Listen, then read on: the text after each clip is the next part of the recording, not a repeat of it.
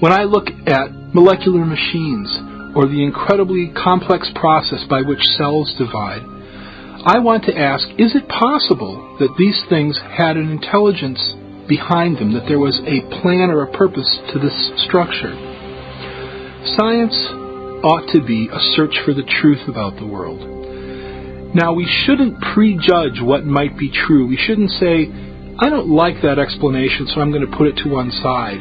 Rather, when we come to a puzzle in nature, we ought to bring to that puzzle every possible cause that might explain it.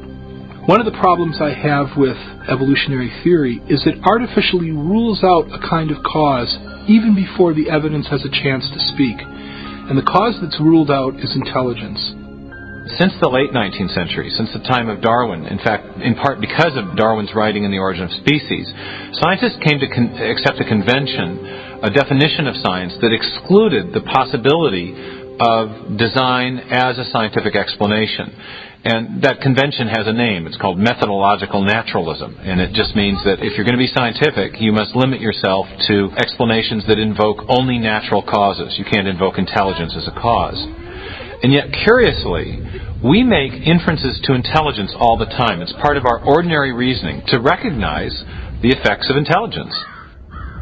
Consider, for example, these hieroglyphic messages carved upon the ruins of Egyptian monuments. No one would attribute the shapes and arrangements of these symbols to natural causes like sandstorms or erosion. Instead, we recognize them as the work of ancient scribes, intelligent human agents. Similar reasoning leads us to conclude that the mysterious stone figures on the shores of Easter Island were not formed by the actions of wind and water over great periods of time. Nor do we presume that plants could grow into these familiar shapes without some manner of intelligent guidance. Of course, we make these inferences all the time, and we know they're correct. But the question is, on what basis do we make these inferences? What are the features that enable us to recognize intelligence? Scientists have discovered a wealth of information within the nucleus of the living cell. DNA has a structure that is ideal for carrying information. In the A's, T's, C's, and G's, the bases of the double helix of DNA, is the potential for storing a tremendous amount of information. There is, in fact, no entity in the known universe that stores and processes more information more efficiently than the DNA molecule. A full complement of human DNA has 3 billion individual characters.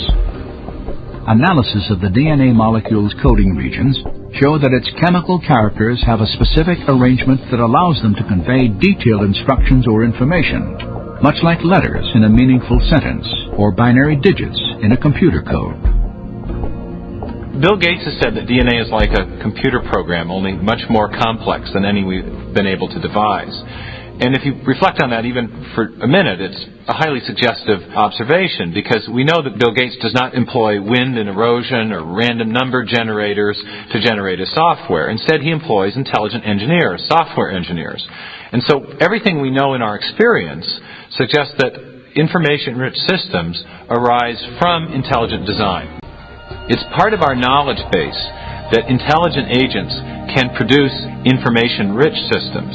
So the argument is not based on what we don't know, but it's based on what we do know about the cause and effect structure of the world.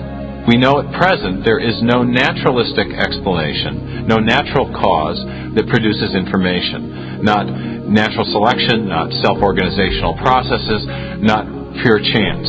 But we do know of a cause which is capable of producing information, and that is intelligence. So when people infer design from the presence of information in DNA, they're effectively making what's called in the historical sciences an inference to the best explanation. So when we find an information-rich system in the cell, in the DNA molecule specifically, we can infer that an intelligence played a role in the origin of that system, even if we weren't there to observe the system coming into existence.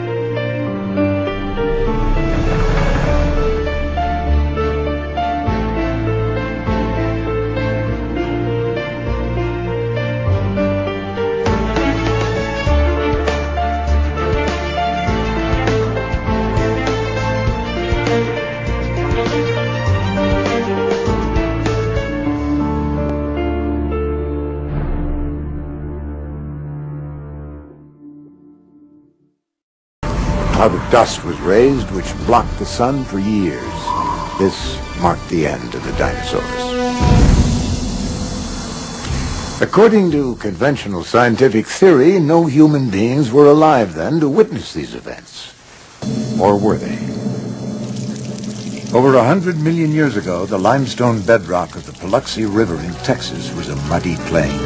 It was here that countless dinosaurs left their footprints to be fossilized and preserved forever. But the tracks of another creature have also been preserved in these banks, possibly the tracks of man. Archaeologist Carl Bau has led the investigation of these controversial prints for over 12 years. My reaction was one of shock. I had heard of human footprints being found in this locale on the Paluxy near Glen Rose, Texas, but I was rather skeptical. And here, after removing actual rock layers, the team and I excavated a series of dinosaur footprints. And 18½ inches from one of those dinosaur footprints, we excavated a 16-inch human footprint. We excavated 12 footprints in a series. And when you find a trail with left, right pace and stride, the right distance apart, then you have to interpret this as belonging to humankind.